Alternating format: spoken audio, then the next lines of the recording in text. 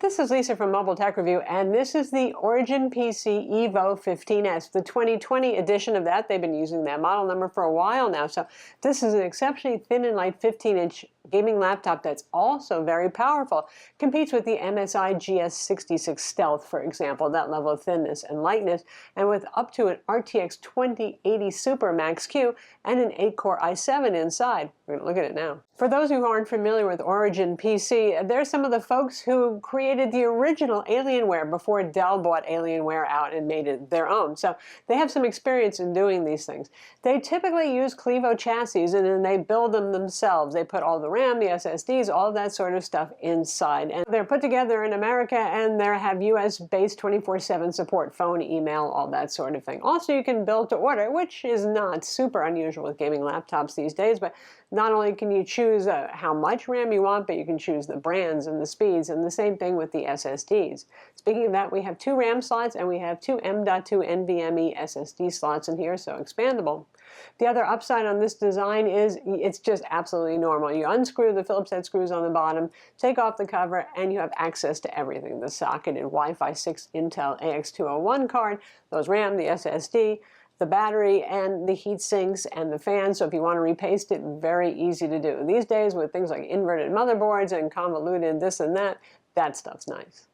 Price starts around $2,073, and for that you get the Core i7-10875H. That's the 8-core i7. That's the only CPU available with this laptop, so it's just going high-end there. And an RTX 2070 Max-Q and like a 512 gig SSD and 16 gigs of RAM. That's going to cost you around, like I said, $2,073. You can go and configure it up. Again, you can go with that RTX 2080 Max-Q Super Edition card if you want. And for the displays, there are 3 different choices. We have the 4K OLED display made by Samsung, the only ones making that display. So for those of you who really liked OLED, and that was a thing last year and a bit the year before, and now a lot of manufacturers are switching back to wide gamut IPS. If you really wanted OLED, this is an opportunity for that. Now, it's only 60 hertz, so for gamers who like really, really high frame rates for things like Overwatch, might not float your boat. But they do have 144 hertz and 240 hertz matte IPS non-touch display options as well. So fast response time displays there. The OLED display is glossy, but it's non-touch, which is different. Usually when we see that 4K display use that OLED one, it was also a touchscreen. Not so here. I like the keyboard on this, the tactile feel, the key travel, the crispness, the very bright Perky Rgb backlighting. I like it better than, say, the GS66 Stealth from MSI, which has gotten quite short travel and not very tactile in its feel. Maybe the Alienware M15R3 would be a good competitor in terms of keyboard tactile feel, that is. The trackpad on this is glass. It's very slippery though, so I felt a lack of control. It's also not really very big. I mean, it's not tiny, but it has dedicated clicky buttons for those of you who like dedicated clicky buttons. And there is embedded in the trackpad, there is a fingerprint scanner, which is kind of a nice touch because you don't often see biometrics with gaming laptops. The speakers on this are bad. Yeah. Thank God for the headphone jack and Bluetooth audio and all that sort of stuff. They're 2 very small down-firing speakers, and they sound thin, tinny, brash. Not good stuff there. For ports, the story is good. I mean, especially considering that this is a very thin and light laptop. You've got Ethernet, you've got HDMI and mini DisplayPort out the back along with the power port, which I kind of like because it gets those cables out of the way. And you've got USB-A ports, you have 1 Thunderbolt 3 ports, you have a micro SD card slot, so, and of course the audio jack, thank God for that. So that's good. The chassis is a metal chassis, and well, you can see it's black. It's not bad looking. It's not going to stand out in the crowd, but hey, they also offer it in a whole bunch of colors. If you go to their website, you can see you can choose from many colors, a couple of different prints, that sort of stuff, so you can make it your own with a variety of price tags depending on how fancy you want to go. So in terms of performance and thermals, this is where it gets less compelling. Yeah, we have 3 heat pipes for the CPU and GPU. Only one of them is shared, but they're pretty short pipes, so they're not got a lot of room for dissipation. Decent sized fans here. Not tripod heat sinks, which means 3 screws, not one on each corner, 4 screws per. So that's always a little less efficient for the pressure the heatsink puts on the CPU and the GPU to cool them down.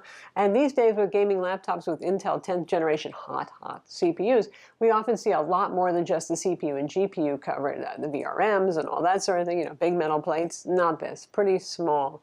So the thermals on this, especially given the fact that it's thin and very light, are pretty constrained, especially when you do things like throw an 8-core i7 in here and your choice of the RTX 2070 or 2080 Super Max-Q graphics. At least they're the Max-Q variant, so they don't make as much heat as the full mobile versions, but as you might guess, it gets loud. Boy, you do hear the fans. I mean, you might think you left the water running on full blast somewhere level of loudness. And the surface temperatures, especially because this is a metal chassis, get hot. The keyboard area gets toasty, but it's not burning hot, but the area, like a lot of gaming laptops and laptops in general, above the keyboard as you get close to the display, that gets too hot to touch. Now, out of the box, and by the way, this is an Origin, so it comes in a big wooden crate, which is kind of cool, I suppose. Out of the box, it has their own power profile, and that sets the thing pretty much on permanent boost, always running at about 4.5 gigahertz on all cores. Well, you can guess, that's pretty darn toasty. So I actually switched down to just the standard Windows balanced power profile. This one would be a candidate for repasting or liquid metal, and definitely you want to underclock this one to try to get the heat under control so you can use more of the power that's available to the laptop.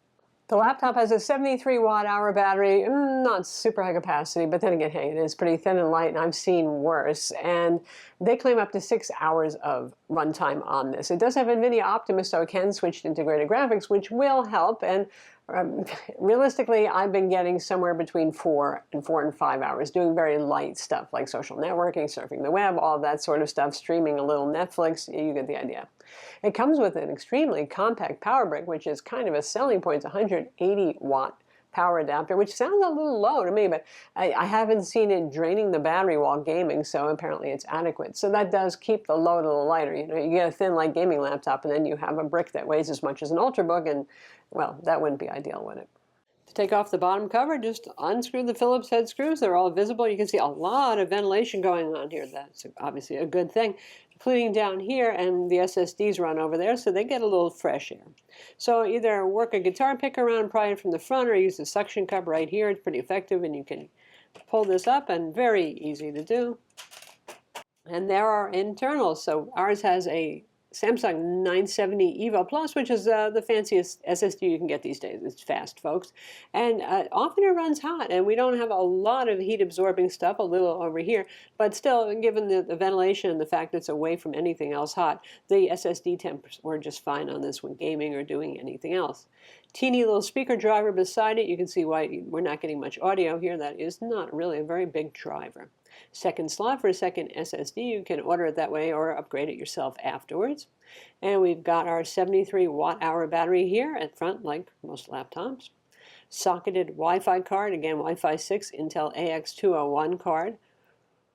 And over here are our 2 RAM slots. So we've got, obviously, Corsair Vengeance here. On their website, they list 2400 megahertz and 2666 megahertz. 2666 megahertz would be standard for this generation of CPU. I don't know why 2400 is even an option, but well, pay attention when you order it. And here are those heat pipes I was talking about here, pretty short, so there's not so much they can do in terms of heat dissipation, but they do help route the heat to the fans that vent out the side and the rear.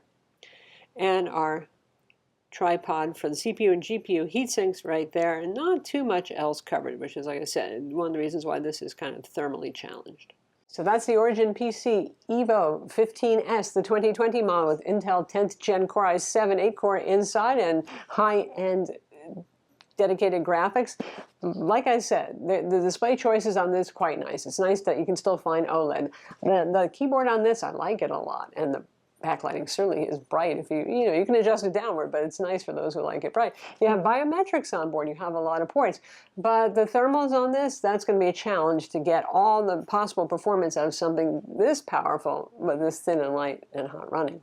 I'm Lisa from Mobile Tech Review. Be sure to subscribe to our YouTube channel for more cool tech videos and hit the notification bell so you know about them.